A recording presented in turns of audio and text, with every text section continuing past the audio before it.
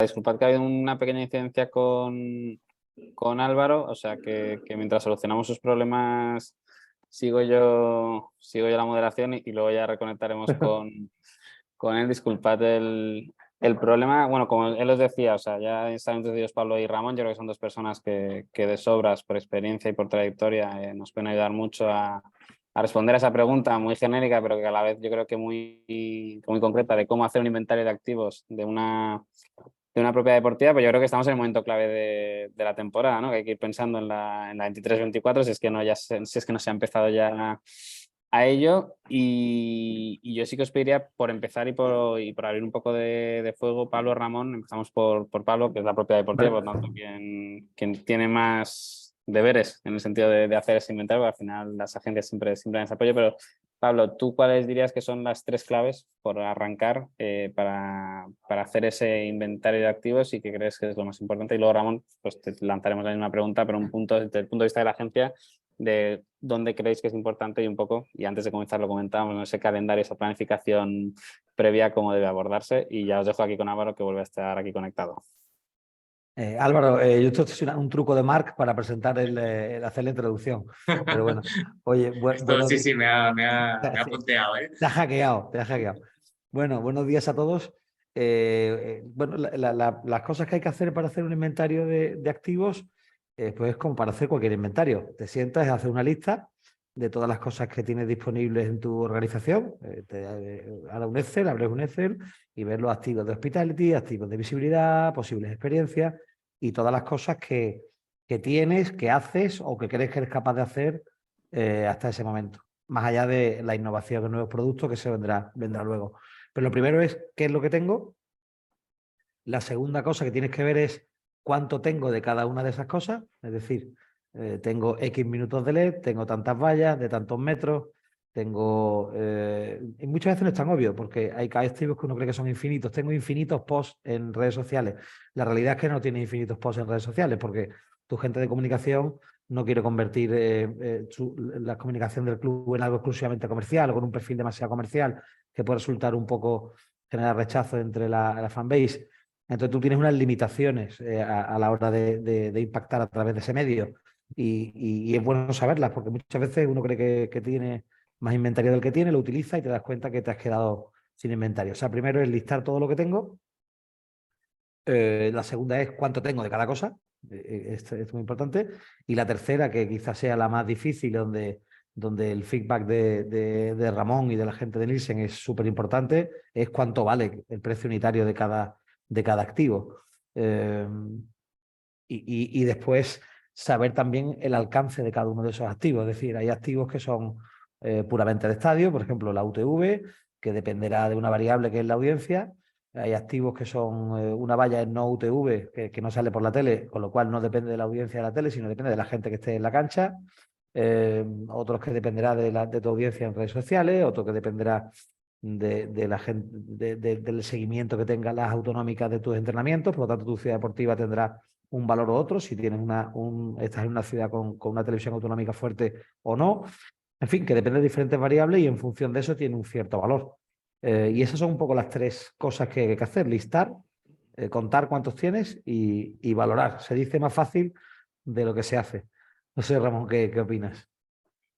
Y yo creo que lo has dicho todo, Pablo. O sea que no voy a decir mucho más y estoy absolutamente de acuerdo. Si lo tuviera que resumir también en tres aspectos, pues sería lo que comentaba Pablo. Hacer inventario, pues esto, hacer inventario, hacer un listado, hacer un recuento de todo lo que puede ser susceptible de entrar en un contrato de patrocinio. Por lo tanto, lo primero, saber qué tienes, el listado, el inventario propiamente.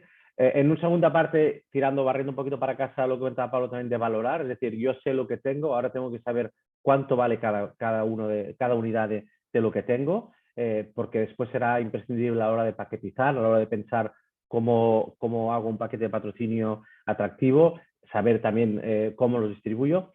Y después yo añadiría un tercer punto que sería que cada vez es más importante, pero digo que no es nuevo, sino que llevo unos cuantos años, es que cada vez más los rights holders, las entidades deportivas, los clubes, tienen que hacer paquetes más ad hoc, más en función de la marca que está interesada, con lo cual es importante que este inventario que tenemos listado y que tenemos valorado, también saberlo clasificar, porque evidentemente dependiendo de la marca le interesará a lo mejor unos activos más digitales que unos más de presencia en el estadio, o al revés. Tener muy claro la naturaleza de cada uno y, como comentaba bien Pablo, a quién va dirigido o a quién voy a llegar. Me interesa tener un impacto más local, con lo cual me interesan más activos de estadio donde van todos los aficionados del club cada 2 semanas, o me interesa más tener un impacto internacional, con lo cual quiero estar más ligado a las cuentas oficiales de redes sociales del club, donde puedo llegar más a nivel internacional.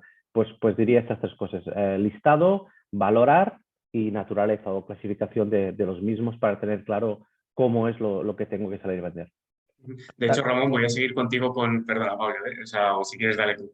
No, simplemente para apostillar algo más, hay un tema también de competiciones. Es decir, si tú un año juegas Champions o no juegas Champions, tu alcance internacional será muy distinto y tus cuentas en ese idioma funcionan de otra manera. Si tú juegas Euroliga o juegas, no sé, o tienes jugadores que juegan un mundial de forma masiva, pues tendrás un perfil más internacional ese año.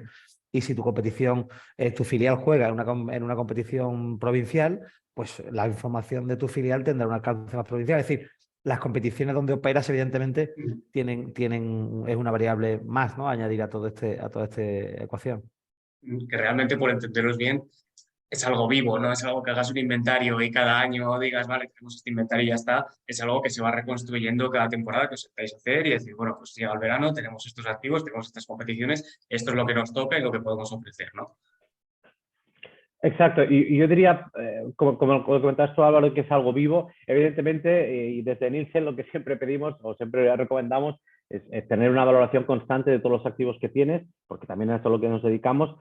Pero entendemos también que por parte del club nos puede decir, bueno, yo juego la liga y tengo una presencia, imaginemos, más o menos regular en Europa, con lo cual el valor de muchos activos, sobre todo los de estadio, puede que no varíen mucho. Y es verdad, algunos no vamos a inventar la rueda. Yo qué sé, activos como tener acceso a los jugadores para hacer una campaña de publicidad, pues si tu plantilla no cambia o no has fichado 3 estrellas mundiales, pues podría ser más o menos igual. Evidentemente, si hay un jugador joven nuevo que es una estrella emergente, o has fichado un jugador que tiene cierto impacto en determinados países, pues te puede interesar modificar alguna de estas valoraciones. Pero estaremos de acuerdo que tampoco hace falta hacer una valoración constante en algunos activos. En otros, y es la diferencia entre hacer un inventario de una tienda que hacerla de un club, es que la tienda, los productos que vende más o menos pueden ser iguales en el tiempo. El club tiene un resultado deportivo y es exactamente lo que comentaba Pablo.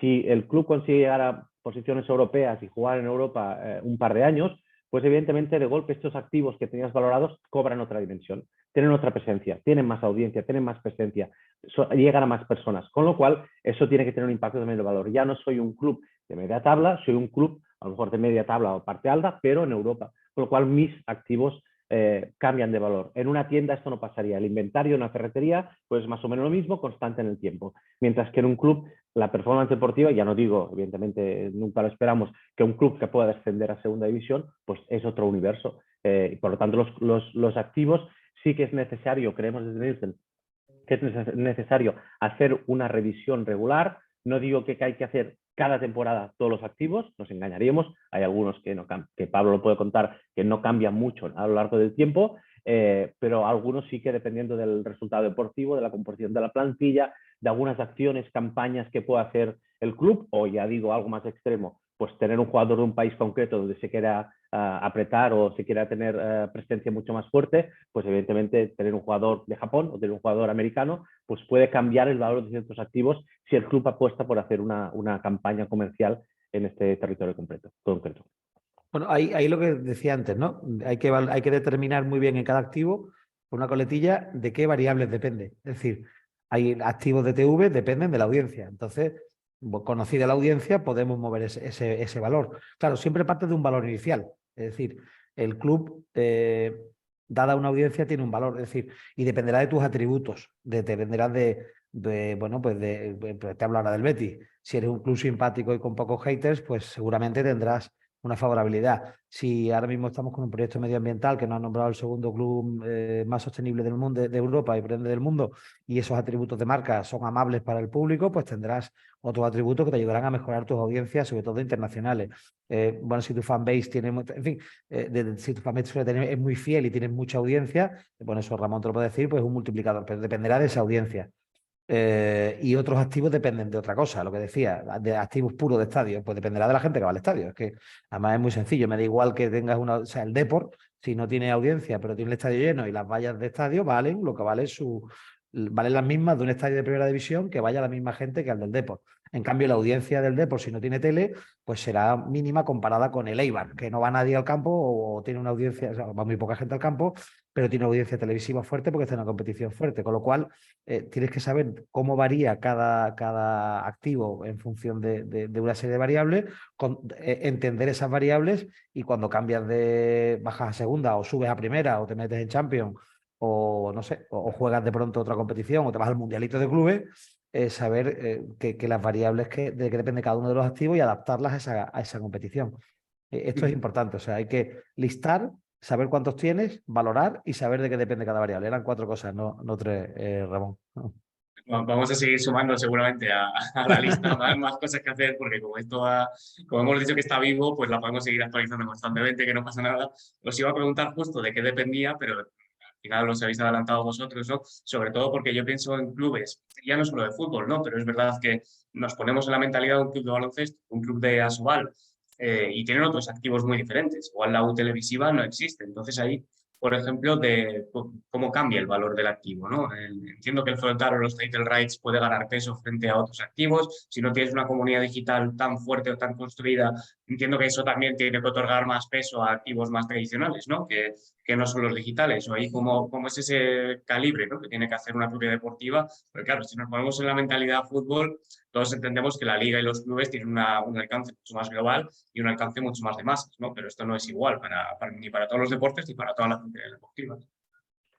Sí, yo te diría que es justo lo que comentaba Pablo hace un par de minutos, las variables que influyen en cada activo a la hora de determinar el valor. Otros deportes tienen otras variables. Evidentemente, hay algunas que en cuanto hablamos de activos que pueden tener una presencia en medios, pues evidentemente variables como la audiencia serán clave. Si nos movemos de deporte, como comentabas tú, pues el peso estará en otros sitios.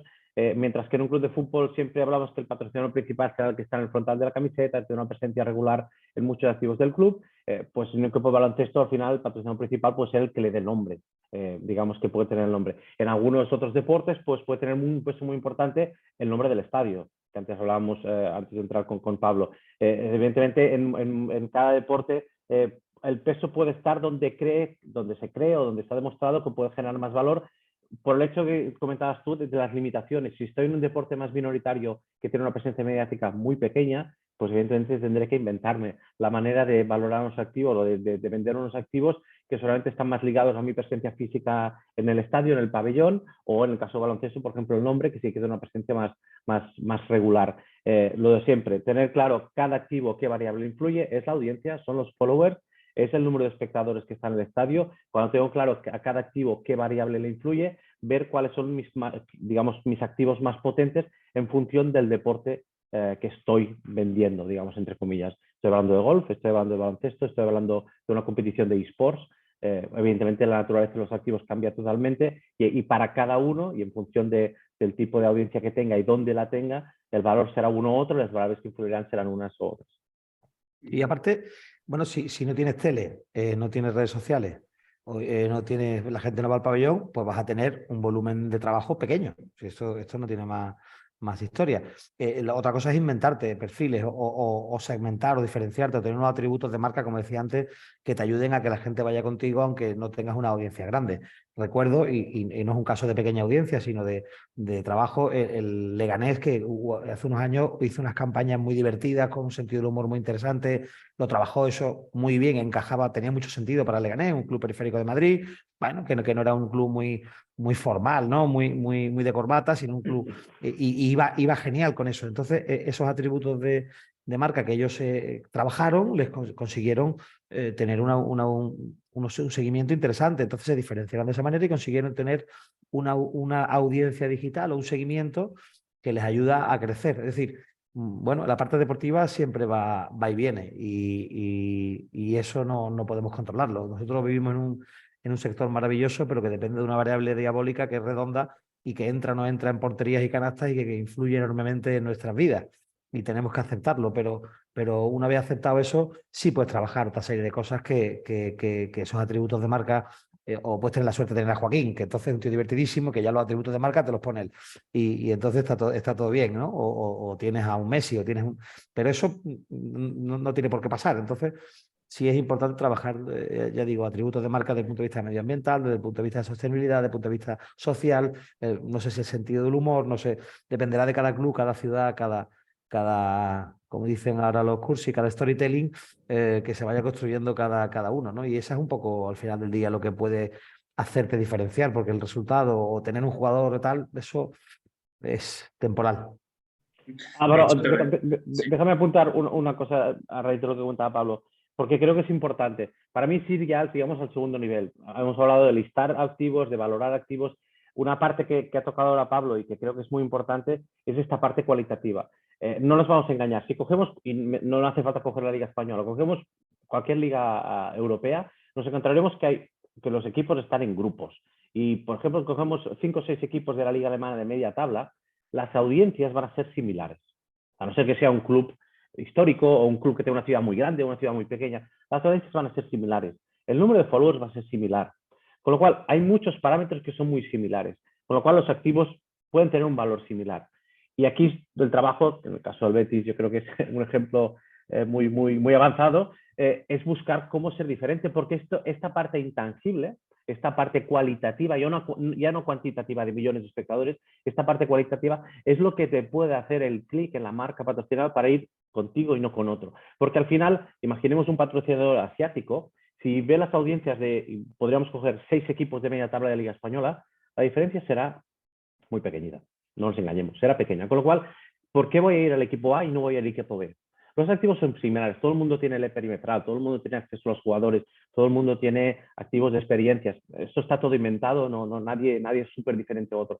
Con lo cual, será muy importante esta parte cualitativa, este perfil de imagen que comentaba Pablo, estos atributos que yo puedo vender porque mi club es así y no los otros 5 que tienen la misma audiencia que yo.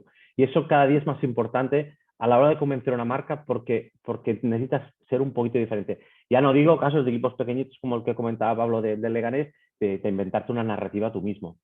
Porque a falta de Messi, digamos, pues tienes que buscar una manera de salir en los medios, de salir a flote y buscarte, digamos, tu perfil propio. Y eso es importante también a la hora de vender. Todo por lo que digo, los que estamos más detrás o estamos trabajando siempre con los números, porque a veces hay mucha igualdad. Y para los patrocinadores, digamos, domésticos, es mucho más fácil entender la diferencia entre la Real Sociedad o el Betis o el Valencia, pero para un patrocinador asiático esto se lo tienes que contar muy bien. Somos todos iguales. Exacto. Y si mira las cifras de audiencia y tal, dirá que son muy parecidos. Y lo que dice Pablo, la parte deportiva va y viene, una vez estás en Europa, otro año a lo mejor no estás, pero bueno, tienes una estabilidad más o menos constatable, pero ¿qué le cuento yo que me diferencie del otro? Y eso sí que es, digamos, ya una parte más avanzada, que es la parte más cualitativa, de tener esta historia individual que también puedes sumar a la hora de tener activos. Ya no digo si tienes un Joaquín o tienes a alguien así más relevante, pero que es importante también a la hora de vender activos y vender contratos de patrocinio. Y después, Sí, Pablo. perdón, de cara a las marcas también es importante conocer bien a tu gente. Es decir, tu gente dónde está físicamente. Son hombres, mujeres, jóvenes, niños, mayores. ¿Qué consumen? ¿Qué no consumen? ¿Qué hábitos tienen? ¿Vienen desde lejos o no vienen desde lejos? ¿En qué ciudades están? Cuando no gastan su ocio contigo, su tiempo, ¿dónde lo gastan? ¿Tienen dinero o no tienen dinero? Se pueden agrupar, se pueden hacer segmentaciones de mi audiencia a la cual dirigirme de forma específica, porque eso es tremendamente valioso para las marcas. En muchos casos es diferencial ese conocimiento. Todos tenemos una fanbase, unos más grandes, otros más pequeñas, pero si es pequeña y es local, pues es fácil de conocerla, porque son los que ves por tu ciudad o en la cancha. Pero cuando empieza la cosa a complicarse, ya no sabes muy bien dónde son, quiénes son, dónde están, qué consumen, cómo funcionan, cuáles son sus códigos, sus valores. No sé, se tatúan, ¿no? No sé, saber todo eso es importante a la hora de salir al mercado. Y mientras mejor conozcas a tu fanbase, y además es un ejercicio continuo porque va evolucionando, es mucho mejor. Gracias a Dios ahora con herramientas digitales se puede ir conociendo mejor a la gente que tienes, que está contigo en el club o que te sigue. Es más sencillo, pero es un ejercicio que hay que hacer y de forma continua, además. Os recuerdo primero a todos que si queréis enviar alguna pregunta, pues oye, la podéis transmitir por el chat, nosotros la recogemos y se la trasladamos tanto a Pablo como a Ramón, y sí que os iba a coger de nuevo por esa parte cualitativa, ¿no? También a la hora de entender, porque es verdad que hablamos de ejemplos relativamente recientes, ¿no? Pues ahora lo que estáis haciendo vosotros desde el Betis, habíamos puesto el ejemplo del Leganés, es algo que se ha ido incorporando a nivel de clubes, de propiedades deportivas o que siempre se ha trabajado, ¿no? Porque es verdad que también hemos pasado una evolución del patrocinio de la exposición a esa propuesta de crear valor. Y no sé si esa propuesta cualitativa es algo que ha cobrado más relevancia en estos últimos años y que cada vez más las propiedades deportivas realmente deberían incorporar, si es que no lo están haciendo ya en su mayoría. Para mí está claro que es importante y creo que lo hemos mencionado los dos, y creo que la aparición, como muchas cosas, de las redes sociales te permiten tener una narrativa mucho más propia. Al final los clubes tenían unos altavoces más limitados. Ahora pueden explicar lo que quieran, cuando quieran y como quieran. Y a través de tus cuentas oficiales, por ejemplo, un ejemplo más, ya no digo si tienes televisión de propiedad del club, etcétera, etcétera, pero si nos remontamos hace 10 o 12 años, pues digamos, el club tenía pocos altavoces o tenía unos altavoces limitados a la hora de explicarse, de contar su historia. Exacto, y no controladas por el club. Ahora el club tiene una cuenta de Instagram donde puede decirlo, evidentemente dentro de los parámetros, el equipo de comunicación estará detrás de la oreja para que no digas lo que no quieres, lo que quieres decir, etcétera. Habrá esta lucha interna que Pablo ya mencionó al inicio de cuánto puedo hacer de comercial y cuánto tiene que ser comunicación. Este balance es complicado y trae muchas peleas internas. Pero sí que es verdad que el aumento de ventanas, ya sea a través de streaming o ya sea a través de redes sociales, que dispone un club ahora mismo, una entidad deportiva respecto a hace 10 años, hace que esta parte más cualitativa, hace esta parte de narrativa que mencionábamos, explote, porque tiene muchas más maneras de contar lo que quiere, como quiere, y como decía ahora Pablo, a quien quiere. Porque evidentemente cada plataforma, en cada momento, en cada tipo de post, en cada tipo de contenido, tiene una audiencia, tiene un perfil, con lo cual no solo puede contar lo que quiere o tiene más maneras de contar lo que quiere, como es el QCera, sino que también puede ir a buscar las personas concretas a quien se las quiere contar. Con lo cual puede tener también mensajes segmentados y puede explicarse de una mucho mejor manera. Y aquí, por ejemplo, y pasamos ya a la parte de activos digitales, ¿no? Que son digamos, todo este catálogo de herramientas o de facilidades que se ha ido construyendo en estos últimos años. Empiezo, porque también tú lo habías mencionado, Pablo, antes, que tú decías, tener a Joaquín es un plus, pero claro, no todos los clubes pueden tener a Joaquín. Y aquí sí que te voy a preguntar un poco cómo se trabaja esa imagen con los futbolistas, si es algo que depende más de los contratos, si es algo que al final es más voluntad de cada jugador, si se tendrá que ir incorporando, ¿no? Y irán cambiando este tipo al final y se incluye como un activo más, ¿no? Yo soy un jugador con contrato con el club y tengo que hacer esto también por el club. No sé cómo se trabaja actualmente y hasta donde podéis contar, que también esto entiendo que son sensibilidades. Hay una vía de trabajo muy clara, que es que los contratos de patrocinio tienen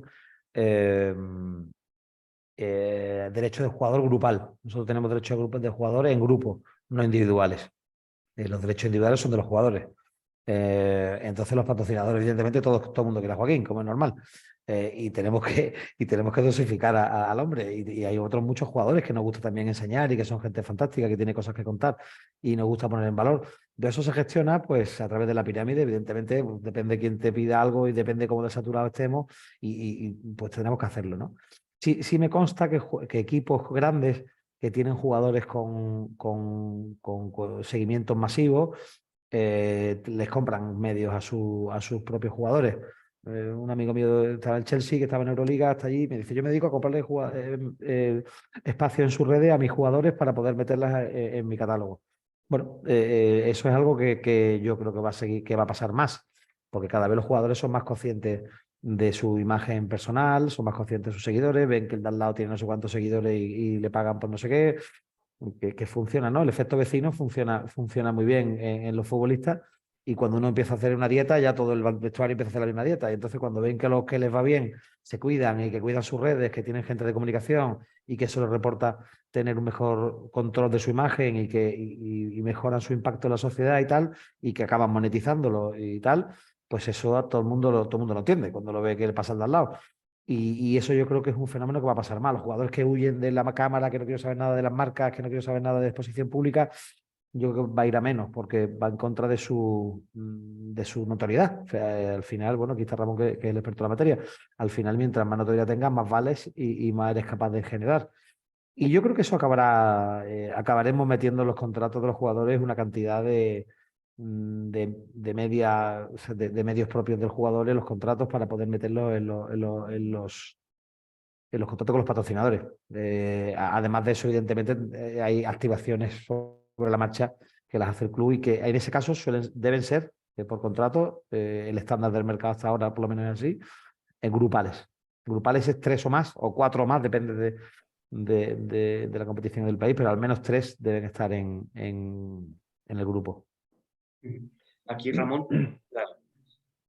te iba a preguntar sobre todo si iba a ser un poco esa tónica, ¿no? Igual que estáis haciendo esa valoración de activos con los clubes y otras propiedades deportivas, si con los jugadores habrá que empezar a hacer este trabajo también.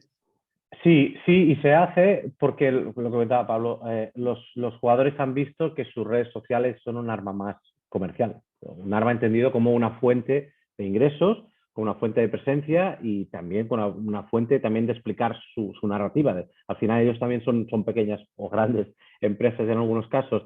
De acuerdo con lo que comentaba Pablo, la mayoría de contratos que hemos visto nosotros, siempre el uso por parte de la marca es grupal, son 4 o 5 jugadores a los que tienes derecho de manera conjunta, a imágenes, a tenerlos durante unas horas para firmar un anuncio si es una campaña concreta. Lo que sí que vemos o hemos visto en muchos contratos es que los clubes, algunos clubes tienen evidentemente la plantilla segmentada, aunque esto no guste mucho a un jugador. Es decir, no puedes pedirme, para hacerlo fácil, pues la plantilla tiene A, B y C, pues los 5 que tienes para la campaña no pueden ser 5 As, no pueden ser 5 Joaquines, para hacerlo fácil. Tienen que haber un poquito de todo, tiene que haber alguno de los nuevos jóvenes del filial que han subido, alguno que lleva ya más tiempo, algún veterano, porque evidentemente el club tiene que protegerse un poquito y no pueden usarse los mismos jugadores para todas las campañas, lo que le comentaba Pablo, de tener una saturación al final de algunos de ellos.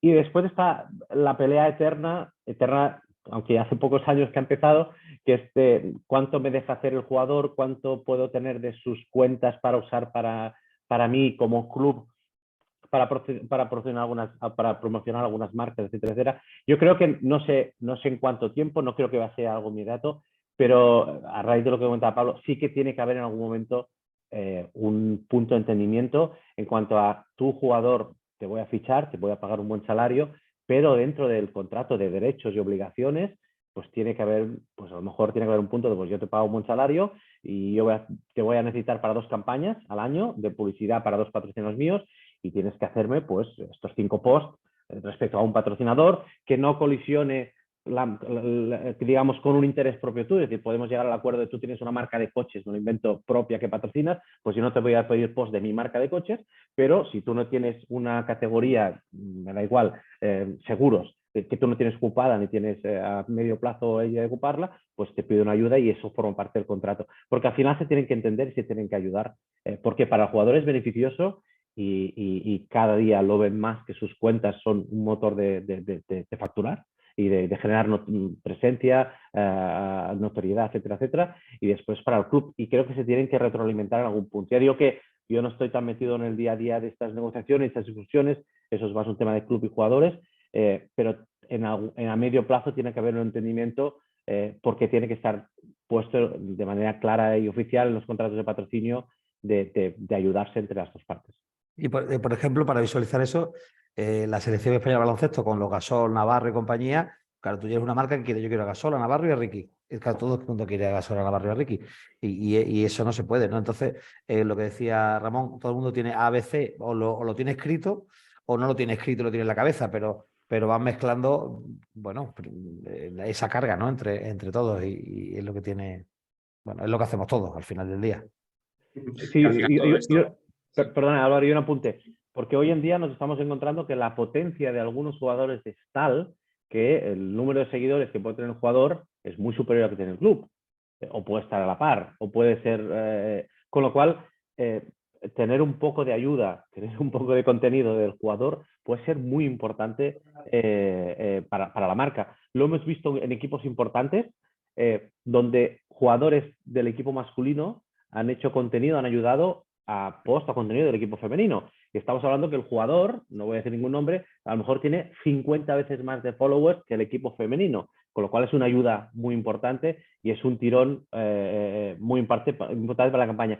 Por lo que hemos visto nosotros, en algunos casos, hasta ahora, que entendemos que no es lo más óptimo ni es lo más profesional, por eso digo que algún día esto va a acabar, hasta ahora sí que ha habido mucha buena fe. Es decir, en algunos casos se ha pedido al jugador ayuda. Pero cuando van a jugadores muy profesionalizados, con que mueven mucho dinero, la buena fe es para algunas cosas, pero no para las cosas comerciales. Entonces se acaba la buena fe. Digamos, no te voy a hacer un post de una marca porque a mí me patrocina otra o porque yo no quiero involucrarme en esta marca porque estoy buscando un patrocinador del mismo sector. Con lo cual, entre la buena fe hasta ahora y la improvisación, pues en algún momento tiene que haber un entendimiento entre las partes.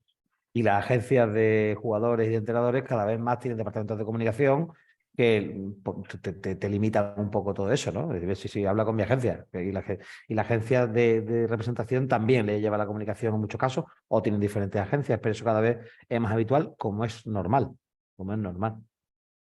Y yo lo que diría es que quien nos esté viendo ahora haga el ejercicio, que seleccione determinados jugadores en los perfiles en redes sociales, que seleccione determinados clubes y vaya viendo los posts que se van compartiendo, que yo creo que al final es el ejercicio que ayuda a entender cómo se está haciendo todo esto, porque es verdad que nosotros hablamos de forma filosófica, no podemos poner aquí todos los ejemplos, pero oye, pues es verdad que vosotros, por ejemplo, entiendo, Pablo, yo cojo a Andrés Guardado, que tiene 500.000 de seguidores solo en Twitter, y vosotros entiendo que sabéis que la audiencia potencial que tenga un jugador y el alcance que tiene en México será muy diferente a que vosotros tenéis, lógicamente. Evidentemente, evidentemente, o en Chile con Pellegrini o con... primero el seguimiento que tiene desde ese país por tener a una estrella de un país o una personalidad, como el caso de Manuel Pellegrini, nuestro entrenador, que genera noticias como cuando jugaba aquí Pau en los Grizzlies, que éramos todos los Grizzlies, sabemos perfectamente los Grizzlies de arriba abajo. Pues eso pasa en muchos países, ¿no? Ese efecto pasa cuando alguien ha admirado y reconocido en su país, tienes un seguimiento en ese país y un prestigio en ese país que evidentemente tienes que trabajar a nivel de comunicación y a nivel de internacionalización, aunque la internacionalización basada en jugadores o entrenadores es peligrosa, porque muchas veces se han visto desembarcos bastante sonoros en algunos países apoyándose en un jugador y los jugadores no duran tanto tiempo en los clubes de media. Entonces ha pasado veces que te vas a un sitio muy ilusionado porque tienes al héroe nacional y cuando llegas allí resulta que el héroe nacional se va traspasado, cedido o te lo han comprado y te ves allí con un follón tremendo, ¿no? Dicho esto, evidentemente tener a una estrella y una personalidad en su país como Andrés Guardado, con una experiencia de la selección enorme, con un prestigio enorme, es un valor que nosotros gestionamos en España y gestionamos en México, lógicamente. Y hablamos todo el rato, en este caso, de activos digitales y vosotros decíais que había sido el altavoz, ¿no? Que había propiciado un poco todo esto. Ha sido el altavoz también que ha propiciado que los jugadores vayan incrementando su valor de marca, que puedan aportar también al patrocinio, sobre todo, más allá de las campañas más tradicionales. No sé ahí cómo se ha ido creando, ¿no? Todo este valor de activos. ¿Cómo puede un club tasar activos digitales como es, pues, cuánto vale un post? ¿Qué número de posts, como comentabais antes, podemos hacer en base a las comunicaciones para que no quede un perfil extremadamente comercial o publicitario y que a la vez tenga que mantener el engage? ¿Qué tipo de contenidos, ¿no? Se pueden ir trabajando con los patrocinadores? Porque al final entiendo que no es hacemos un post y sí, todos tenemos en la cabeza, pues oye, vamos sacando fotos, se ve el patrocinador detrás, delante, las equipaciones, pero entiendo que también hay otra serie de contenidos y de activos que se pueden ir trabajando con ellos, que son nuevos y que ya entra más en digamos, en esta era del vídeo, ¿no? En la que las redes sociales es lo predominante, ¿no? Ahí no sé cómo ha evolucionado, cómo lo veis vosotros, cómo va a seguir evolucionando todo esto para seguir creando ese valor y dotando de más valor activos y que se puedan seguir revalorizando para las propiedades. Por nuestra parte, evidentemente supuso un reto, porque hace unos años, con la explosión de redes sociales, pues son nuevas ventanas de contenido donde había que analizar, hacer una monitorización y evidentemente valorar. Para nuestro entender, la valoración evidentemente funciona similar a cualquier otra presencia de marca en otros medios, con un condicionante que diría en positivo, que es que en redes sociales tenemos muchos datos en cuanto a likes, shares, engagement en general, impresiones, sabemos cuánta gente lo ha visto, con lo cual a veces en otros medios, en otras ventanas era más complicado tener claro la audiencia o a quién habías llegado. En el caso de las redes sociales es mucho más fácil, entendido que tenemos muchísimos más datos y datos inmediatos. Hoy en día, si meten un partido en Japón, pues tardaremos unos días en tener la audiencia oficial, si es que es un país medido. En caso de redes sociales, que es lo que nos gusta mucho a Nielsen, datos hay muchos, con lo cual fantástico porque es mucho más fácil trabajar con datos. Evidentemente, en cuanto a la valoración, aquí yo creo que en el mercado o en el sector ha habido cifras un poquito exageradas, ha habido muchos ceros. En los primeros años hubo, yo creo que descremar un poquito en cuanto a cifras, porque todo el mundo iba con unas cifras que realmente asustaban. Yo creo que el tema se ha estabilizado, que somos conscientes de que las redes sociales son un canal fantástico para llegar, que ha generado nuevas fuentes de ingresos enormes, que te da un feedback inmediato. Imaginemos una marca que patrocina un club y que se dedique al e-commerce o que pueda vender en online, pues con un post del equipo sabe en 5 minutos, en 10 minutos, en 4 horas, pues cuánta gente le ha ido a la web, cuántas ventas ha hecho, con lo cual esto es fantástico, entendido como una medida de valor importante, pero también entendemos que hay que ser conscientes o hay que poner un poquito de pausa a la hora de valorar. En cuanto a contenidos nuevos y a maneras, evidentemente aquí creo que los clubes han dedicado tiempo y horas a ser creativos, pero sí que ha dado pie a crear nuevos, no sé si contenidos, pero a reforzar activos. Siempre pongo el mismo ejemplo, que creo que en nuestra empresa lo vimos claro hace unos años, la ropa de entrenamiento, por ejemplo, en grandes clubes. La ropa de entrenamiento no aparecía nunca en televisión. Tenía que ser en las noticias de las 9, pues si enseñaban un poquito del entrenamiento, pues salía ahí unos segundos. Pero hoy en día puedes hacer en tu cuenta de Instagram o en tu cuenta de Facebook, que sea, puedes hacer una galería de fotos del entrenamiento. Con lo cual la ropa y esta galería de entrenamiento, pues la ven 500.000, 1 millón, la gente que esté haciendo el club. Con lo cual, es un ejemplo, lo sé, pero puede ser extensible mucho más. Pues la ropa de entrenamiento ha pasado a tener otro nuevo valor. Porque presencia durante el partido, 0. Presencia en la cobertura secundaria y en los informativos. Bueno, pues el día que tenías un partido importante, puede que el informativo te mostrara 15 segundos de entrenamiento. Pero hoy en día puedes tener cada día una galería de fotos, un vídeo, una jugada divertida del entrenamiento en tus redes sociales. Y esto significa valor. Y esto aplicado a muchos otros activos que tenían una presencia muy limitada en los medios tradicionales, que con la llegada de las redes sociales adquieren una nueva dimensión. Esto por un lado, y lo que comentaba antes, la facultad, la posibilidad que te dan hoy en día a las redes sociales de crear contenido patrocinado por una marca y que te puedan llevar directamente negocio a tu web en el mejor de los casos. Pero bueno, sería infinito hablar de aquí. Dejo a Pablo, que tiene más la práctica. Sí, aquí podemos contar pocas milongas porque estamos bastante desnudos en temas digitales. Ahí se mide hasta el cariño, ¿no? Se mide hasta el engagement. O sea, ¿cuánto me quieres? ¿Cuánto engage tienes conmigo? Incluso ahora LinkedIn no solamente mide el engagement, mide si me inspiras, si tal. O sea, empezamos a segmentar el tipo de cariño. Es decir, aquí el valor es bastante sencillo sencillo en el sentido de que es bastante accesible la información al respecto de la valoración de activos digitales. Sí, es sencillo. Voy con una de las preguntas que va un poco al hilo de esto, ¿no? Que nos hacen desde las personas que nos están viendo ahora. Nos preguntan si existe una fórmula para darle valor a cada activo, ¿no? Si los posts, por ejemplo, en función de los followers, de las impresiones, de las interacciones. Y lo que os piden es que si existe la compartáis, por favor, que eso ya no sé si va a ser tan posible, pero oye, si hay una fórmula la fórmula de la Coca-Cola para dar valor a los activos digitales. Yo seré muy transparente en esto, bueno, perdón, seré todo lo transparente que pueda ser, pero al final es parte de nuestra cocina, pero también somos Nielsen, o sea, tampoco podemos tener, siempre digo, si tienes muchas cajas negras, la gente no va a confiar contigo, porque al final todos estamos en un mismo mercado y si me tienes que dar números que han salido de no sabes dónde, lo que llamamos nosotros cajas negras, no sirve. Absolutamente no sirve. En el caso de Nielsen, somos muy prácticos en cuanto a esto. De la misma forma que valoramos la presencia mediática en televisión, pues con parámetros que son transparentes y claros, como puede ser los precios del canal aquel día, aquella hora, y la audiencia que tuvo el partido aquel día, aquella hora, y este tipo de datos que nos pueden llevar. Sabemos que evidentemente los precios tarifa tienen unos descuentos, etcétera, etcétera, pero evidentemente son datos que tienen que ser iguales para todo el mundo. Al final no puedes inventarte un parámetro que no puede ser usado en otro país o en otra competición, porque para nosotros es clave que el patrocinio que estoy valorando en fútbol sea comparable con el patrocinio que puede estar valorando en términos mediáticos en Fórmula 1 u otra competición, porque al final tengo que tener un punto de apoyo donde puede ser igual. En el caso de redes sociales, para nosotros es parecido en cuanto a que aquí, en vez de tener audiencia, pues tenemos impresiones, tenemos engagement, tenemos unos datos que nos reflejan la gente que ha visto o que ha interactuado con el valor, y también hay precios. En el caso de Nielsen, pues lo cuento, no hay mucho secreto y creo que lo puede gastar nuestra metodología. Pues nosotros tenemos unas agencias, principalmente muchas en Estados Unidos, donde nos prestan, nos brindan, nos dan la información cada 3 meses de los precios en los que se mueve la publicidad en este tipo de redes sociales, en cada una distinta. Estos precios son los que usamos, pues son los precios de mercado reales que hoy en día se está vendiendo contenido en estas redes. Y estos son los precios combinados con la audiencia, porque podemos saber cada post cuánta gente lo ha visto, cuánta gente ha interactuado, con lo que usamos para combinar y crear el valor.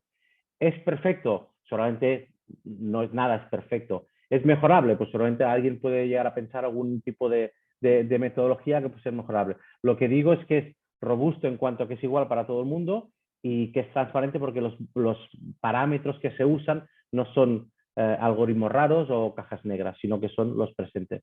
Evidentemente después hay una tarea de club de entender las cifras y de buscar el mejor encaje comercial en cada momento. Pero sí que siempre soy muy partidario de buscar puntos de apoyo que sean transparentes iguales para todo el mundo, porque si no es muy complicado.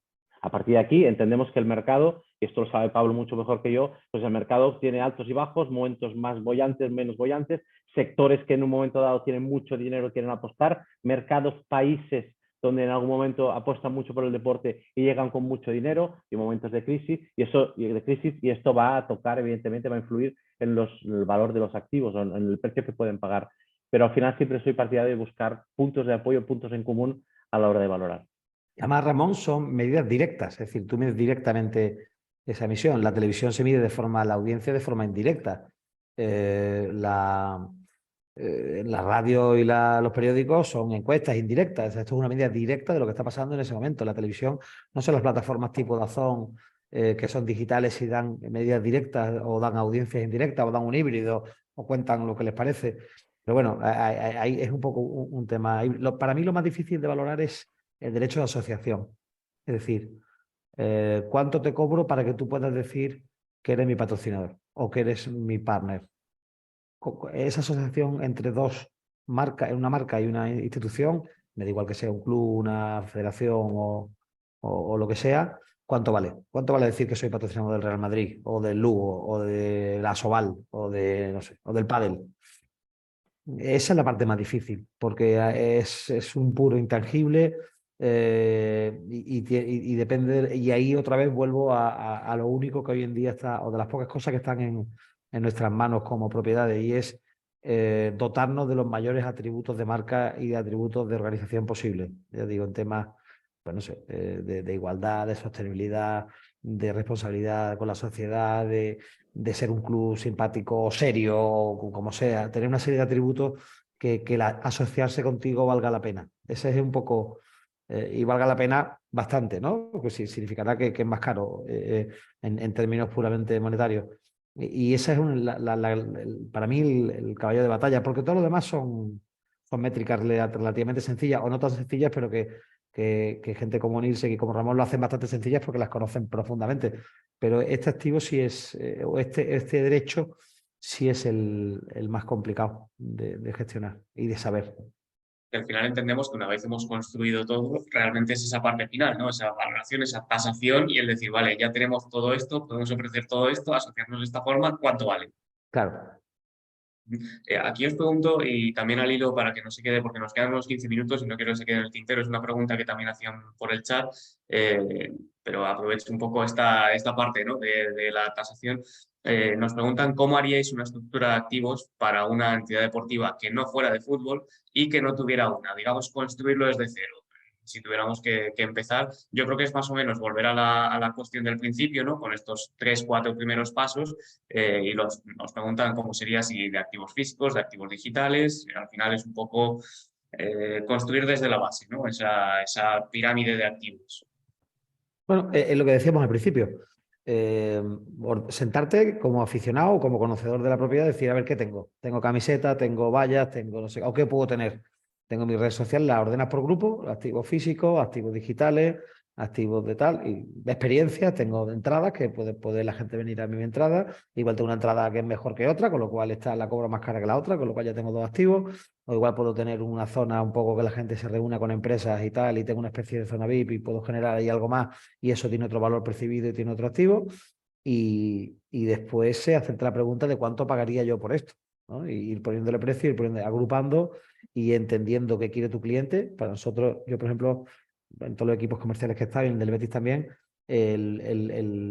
el objetivo número uno es conocer bien al cliente y conocer cuáles son sus necesidades, en qué mercados opera, si la propiedad es una familia o es un fondo americano, si están en crecimiento o en decrecimiento, si están entrando en mercado o no están en mercado, si han sacado una aspiradora nueva o si o si han quitado un aceite porque no les funciona, o si soy una marca que vende productos para cocina, que tengo un problema porque tengo una crisis reputacional como el que tuvo este cliente de Almería que lo está solucionando. En fin, ¿en qué momento está tu cliente para entender cómo te puedo ayudar en el momento de la comunicación? Es decir, nosotros hace tiempo, nosotros y todo el sector, ya hemos dejado de ser colocadores de nuestro producto y hemos empezado a pensar en qué momento de comunicación o en qué momento empresarial están las compañías que tengo delante y cómo te puedo ayudar. O sea, yo no soy la Cruz Roja que venga a pedirte que me ayude a echar una mano al equipo del pueblo, de la ciudad para sobrevivir, porque esto es bueno para todos, que puede ser un argumento en ciertos momentos. Vengo a decir, oye, tengo una serie de activos, tengo una llegada a ciertos públicos, tengo una serie de valores, ¿cómo te puedo ayudar? ¿En qué punto estás tú? Explícame en qué punto estás, cómo hacemos esto. Esa es un poco, yo creo, más que armarte de cosas, muchas veces entender cómo te puedo ayudar. Y hay miles de casos de ejemplos que funcionan así. Al final salen y esos casos se convierten en casos de éxito que acabamos copiando todo, que son las cosas que tenemos encima del mercado hoy. Y cómo te puedo ayudar con lo que tengo es conocer lo que tengo y conocerte a ti. Y esto es muy importante, esa labor de trabajo conjunto con la marca en esas primeras fases de investigación, de conocimiento, primeras reuniones, hay que saber todo de ellos, todo lo que te quieran contar y todo lo que puedas saber, porque toda esa información te va a ayudar a construir una propuesta de valor, que es otra cursilería que decimos ahora todos, que ayude a esa marca a que le vaya bien contigo, ¿no? Que es de lo que se trata.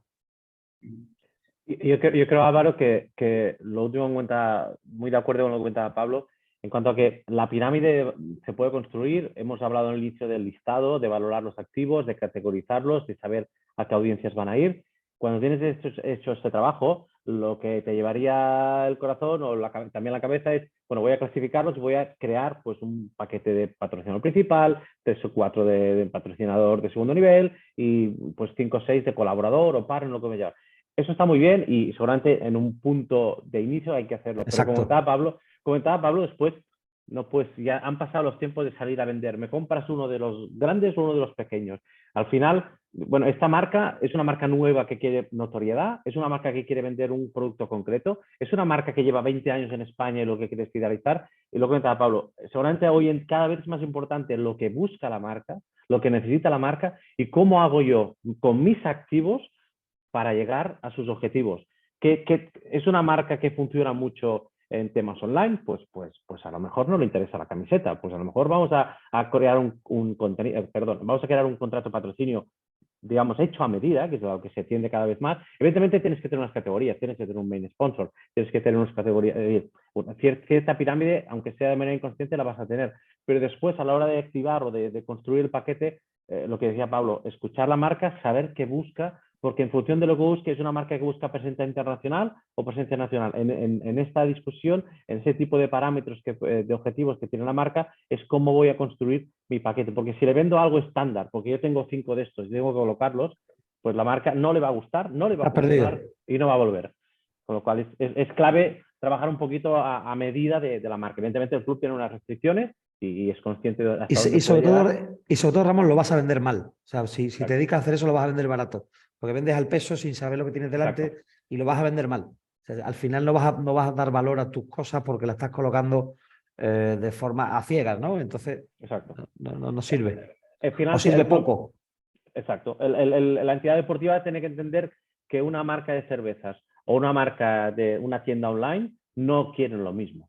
A lo mejor les interesa tu club porque tienen determinados públicos objetivos a los que tu club puede llegar, pero no necesitan los mismos vehículos para llegar a estas audiencias, con lo cual el club tiene que buscar cuál es la mejor manera de hacerlo con los activos que tiene disponibles.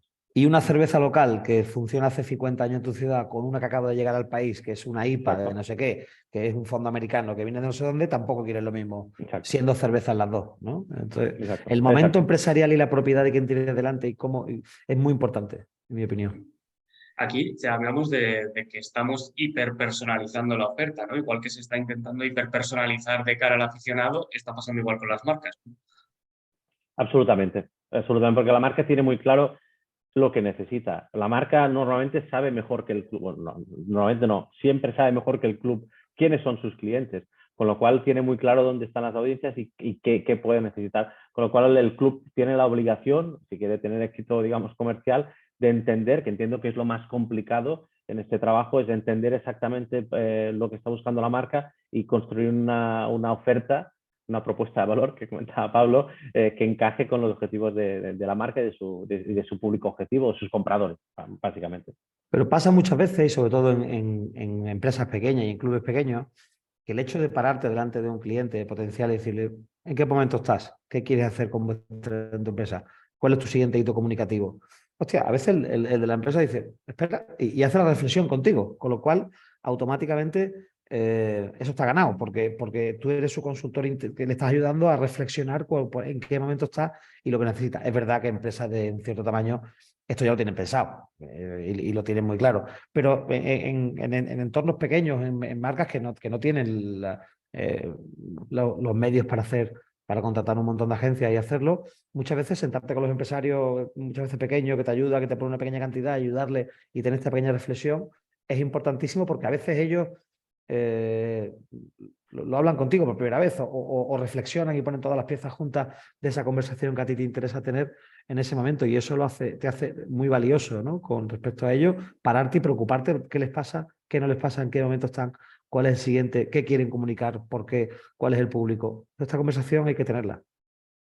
Claro, que al final entendemos que muchas empresas realmente no estamos hablando de grandes empresas, la mayoría Claro, del país claro. son pymes, son estructuras La mucho más mayoría. pequeñas, no tienen esa capacidad de desembolso ni esa estructura para pensarlo. Entiendo que ahí los clubes, pues oye, que sí que tenéis un departamento comercial propio y te bajáis todo esto, es una propuesta. Y de nuevo, volviendo como decís, a la propuesta de valor, con este término que hemos acuñado, no nosotros, pero bueno, que se ha acuñado en el sector, Sí. que al final es un poco lo que podéis ofrecer, que sea complementario y no decir, bueno, no es algo que va dentro del paquete, pero junto con esta oferta, pues oye, estamos descubriendo otras cosas que sí que a la empresa le pueden ser mucho más útiles quizá que la mayor exposición, ¿no? Exacto. Sí que me gustaría, y como nos quedan 5 minutos ya a modo de reflexión final, un poco, y ya sé que estamos hablando más de una oferta más cualitativa, ¿no? Pero al final, ¿por dónde veis que se puede ampliar? Entendiendo que lo que está aportando valor es esta parte más, como decía, más cualitativa o más intangible, ¿no? Pero ¿por dónde se puede ampliar el inventario, ¿no? Si hay margen para que un club pueda seguir creando nuevos activos, sean físicos, sean digitales, porque al final hemos dicho que con las redes sociales han surgido o se han revalorizado muchos otros activos que son nuevos o relativamente nuevos, están surgiendo muchos otros al calor, pues, oye, también de la digitalización o incluso en el propio estadio. Surgió la U televisiva en su momento y también fue una revolución ya hace muchos más años. Entonces, no sé por dónde veis que puede crecer y si hay ese margen para que se puedan seguir creando cosas y pues introduciendo más activos de patrocinio. Aquí hay un melón, Ramón, que no sé si merece la pena abrir o no, que es el tema Web3, token, metaverso, etcétera, etcétera. Es decir, ahí hay una promesa de valor que puede que en el futuro estemos vendiendo activos en otros espacios o no. Puede que pase o puede que no, y puede que pase de una manera o que pase de otra. Yo sí creo que algo va a terminar pasando en algún sitio de alguna manera y que tendremos espacios en algún lado. No sé cuál, ni cómo, ni por qué. Ahora mismo pues se nos pegan empresas que quieren hacerlo con nosotros y todos nos tiramos, creemos que tenemos la fórmula de la Coca-Cola y seguramente lo tengamos, seguramente no. Y no sabemos cuánto vale.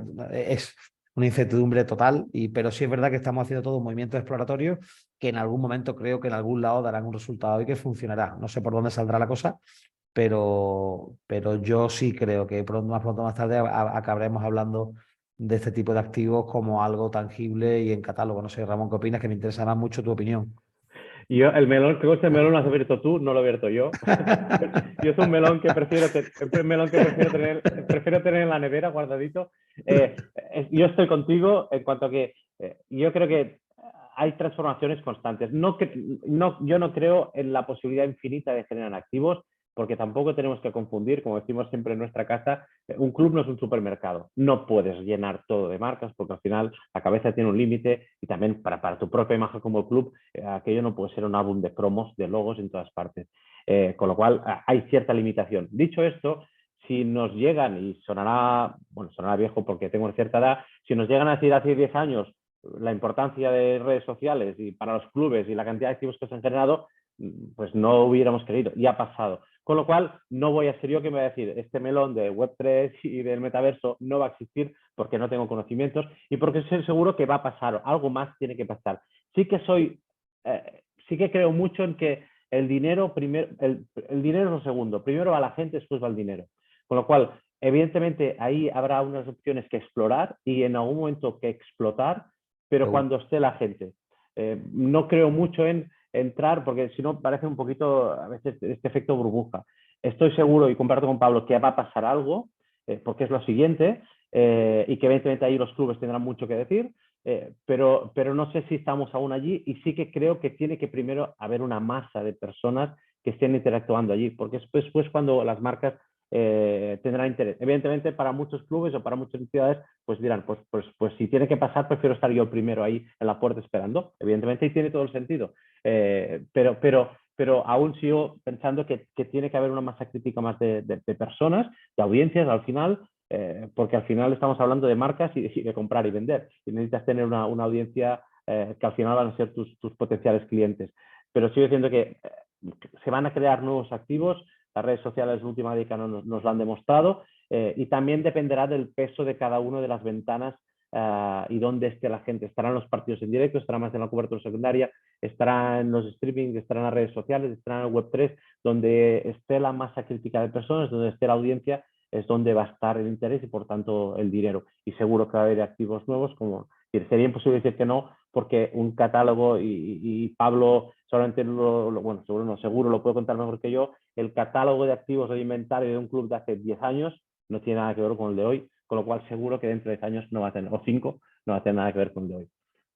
Bueno, y yo por rematar eso, sin abrir el melón del todo, las competiciones que tienen más medios y tienen una potencia colectiva y agregada de clubes son los que creo que tienen que, o espero que vayan delante un poco en toda esta parte exploratoria, ya digo que estamos haciendo. Pues con esto y ya sí que me quedo con estas últimas reflexiones, más a nivel de que esto es otro melón que ya veremos también en otro momento, porque hoy si no tampoco vamos a acabar y ninguno de los tres somos expertos en la parte de Web3 ni cripto. Sí que, oye, muchas gracias a los dos por estar aquí. Me quedo un poco con 3 reflexiones vuestras que sobre todo me han llamado la atención, que ya las usaré yo en algún reportaje como nociones, que ni un club es un supermercado, ni la camiseta es un álbum de cromos, que me he dicho ahora también, ni se vende al precio, que también has dicho tú, Pablo.